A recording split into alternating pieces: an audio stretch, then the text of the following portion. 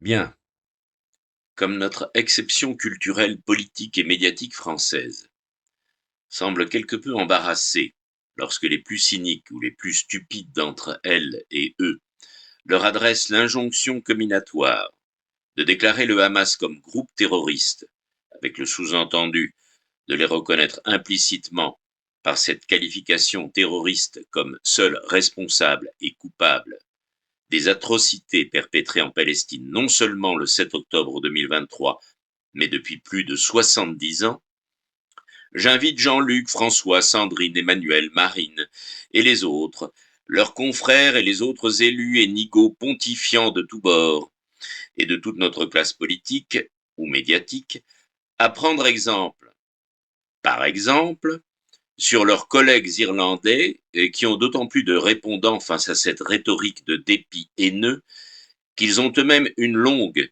et douloureuse histoire en matière de colonisation de peuplement.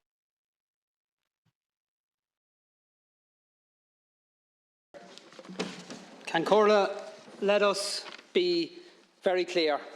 Hamas breached international law on the 7th of October. Hamas targeted innocent civilians in the most callous and inhumane manner, and their actions have been rightly condemned by right-thinking people across the world. But we should also be very clear. Israel has breached international law, not just on every day since October the 7th, but virtually every single day for decades.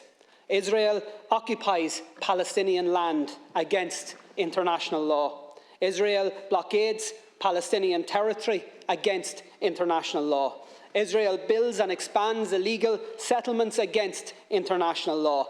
Israel enforces an apartheid system that restricts the movements of Palestinians and denies their fundamental rights against international law. And Israel regularly and systematically attacks and kills Palestinian civilians against international law. So the question that must be answered by all of us in political life is this: how does the world respond to flagrant abuses of international law?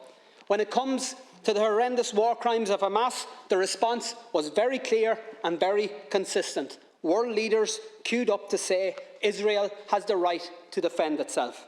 One after another repeated the words, the great and the good, including our government: Israel has the right to defend itself. Repeated in statement after statement, tweet after tweet, despite the full knowledge that those words have become contaminated. The words "Israel has the right to defend itself" means in practice that Israel takes that right as licence to bombard civilians, to bomb schools, hospitals and other civilian infrastructure. And it has now been taken as licence to enforce the displacement of 1 million people from one end of an open-air prison to another, to deny food, energy, medical supplies to a besieged civilian population, to actually deny them water, to ensure that children, the sick, the disabled, the elderly will literally die of thirst. Israel has the right to defend itself has now become cover for Israel has the right to commit genocide right in front of our eyes. How come we never hear the words "Palestine has the right to defend itself"? Not when a humanitarian flotilla bringing essential supplies to Gaza is met with a military assault and the murder by Israel of 9 unarmed activists. Not when Palestinians march in peaceful protest against a legal blockade and are met again with a military assault and the murder of 300 of them. Not after the countless bombings of Gaza by Israeli forces. Not even when Israel targeted and murdered 4 little Palestinian boys playing football on a beach. And not when Palestinians were dragged from their homes and forced to watch as those homes were destroyed to allow for new illegal Israeli settlements on lands that are clearly defined in international law as part of Palestine. And not after the countless offensive attacks by Israel against the people of Gaza or the West Bank have we or heard anybody in this House or any Western leader utter the words "Palestine has the right to defend itself." And why not? And by the way, I'm not asking you to say those words, and in fact it's just as well you don't, because we all know that the people of Palestine can't defend themselves. Not against one of the most powerful military forces in the world that is backed up by even more powerful military forces.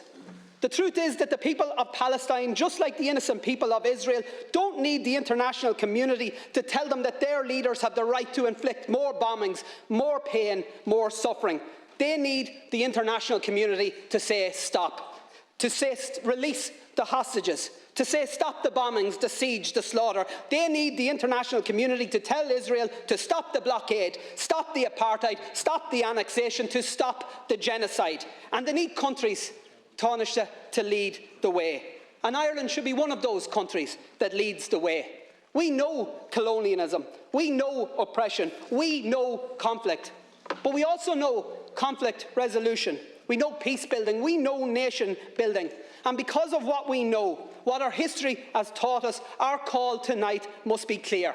Immediate, full and unequivocal ceasefires, and a decisive international intervention that leads to negotiations and to a lasting and just peace settlement, and to, at long last, to a free, sovereign and independent Palestine.